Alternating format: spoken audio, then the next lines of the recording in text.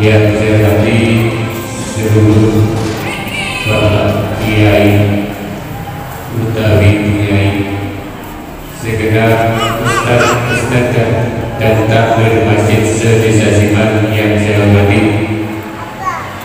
Alhamdulillah, sampai dengan malam hari ini kita masih diberikan begitu banyak kenikmatan serta hidayah dari Allah Subhanahu wa Ta'ala. Kegiatan pada malam hari ini bisa terlaksana dengan baik, dan ini merupakan rutinitas tahunan dari pemerintah desa Siman khususnya, bahwa kepedulian pemerintah desa terhadap para bunyai, para kiai, sehingga acara ini diinisiasi tetap menjadi agenda tahunan dan menjadi agenda rutin setiap tahun. Lalu juga mengetahui bahwa kegiatan ini adalah bersumber dari dana desa, dari dana. Assalamualaikum warahmatullahi wabarakatuh.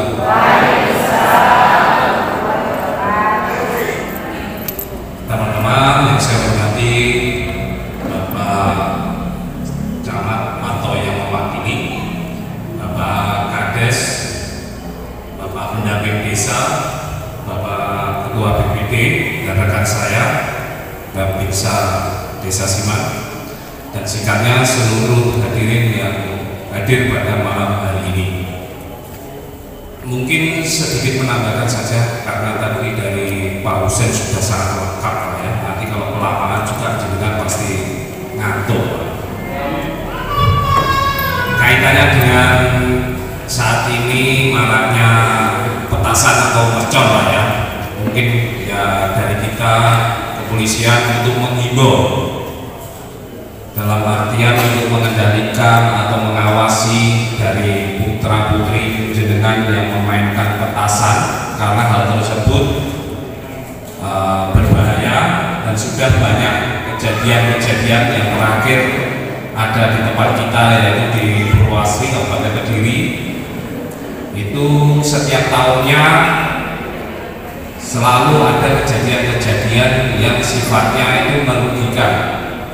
Jadi tolong untuk jenengan-jenengan yang hadir di sini, yang saya kira sudah orang tua, punya anak dan sebagainya, atau tetangga, saling mengingatkan ya Pak Bu, agar tidak bermain petasan karena hal tersebut merugikan.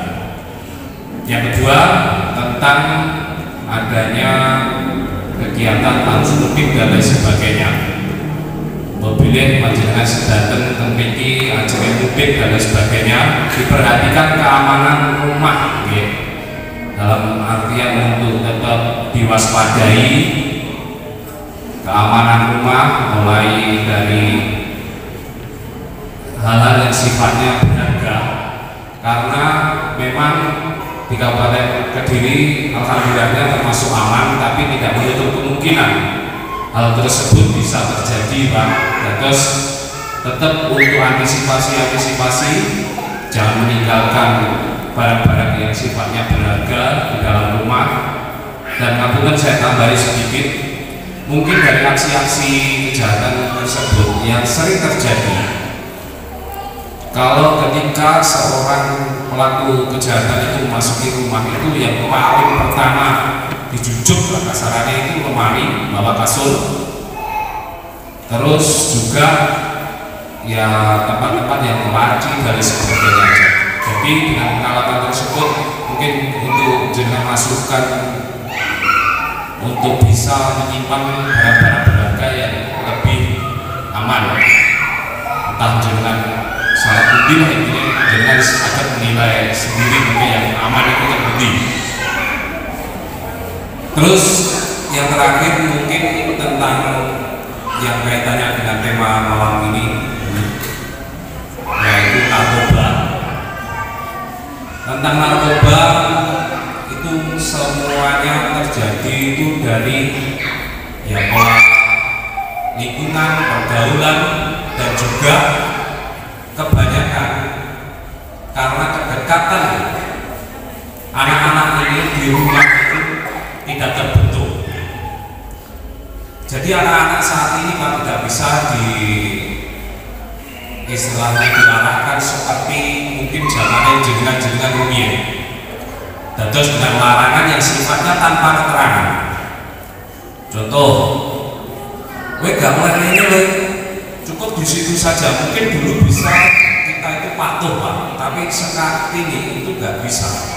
Dados harus dengan diikuti keterangannya. Kenapa kok dilarang? Efeknya seperti apa?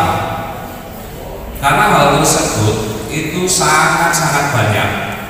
Benturannya akhirnya dia mendapatkan informasi dari temannya, terus mendapatkan istilahnya informasi dari media dan sebagainya, dan itu akhirnya menentang pola pikir yang ditanamkan di rumah itu sendiri. Makanya yang sudah disampaikan dari Pak Ustadz tadi tentang media sosial dan sebagainya, memang perlu peran orang tua untuk mengawasi dan membatasi, karena memang yang segi positif dan negatifnya memang ada.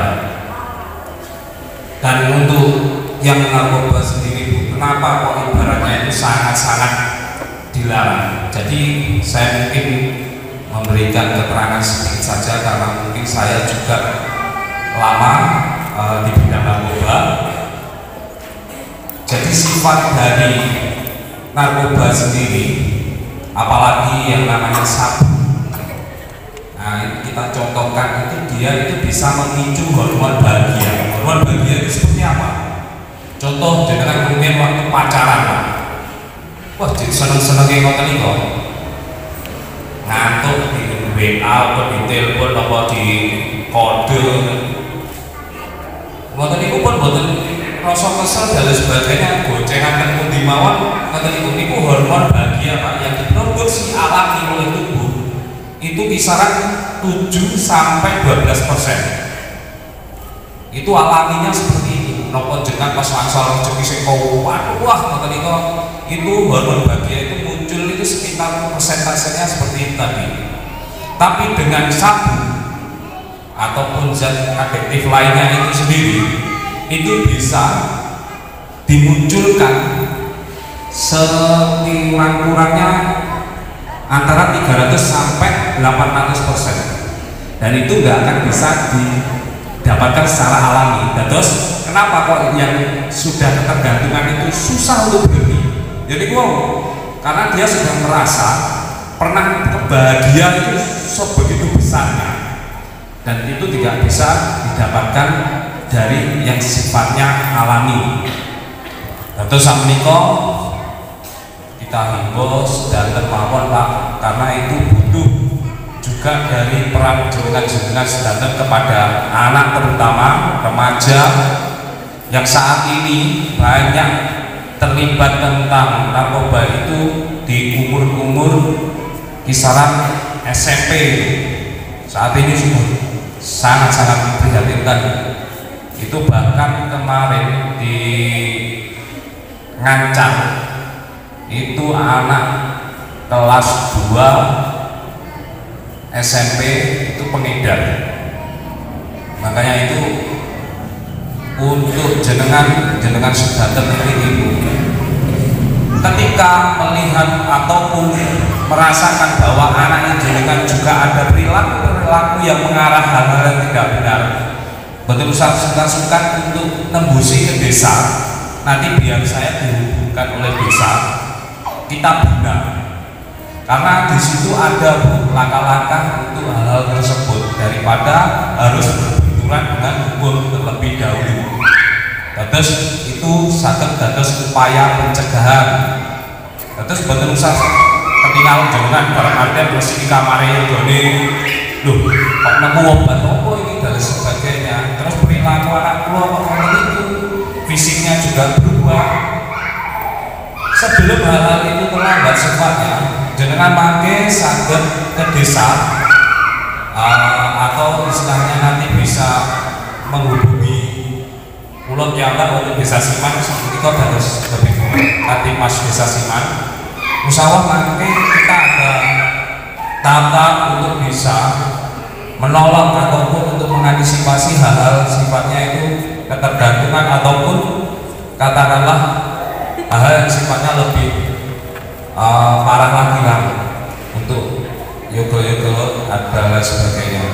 Tapi mungkin saya percaya sama Niko panjenengan diam di sini itu, wah kalau untuk panutan orang tua, insya Allah sangat baik untuk mengajarkan anak-anak yang sifatnya baik. Mungkin pekan kemauan dari saya, kurang lebihnya saya mohon maaf. Assalamualaikum warahmatullahi wabarakatuh.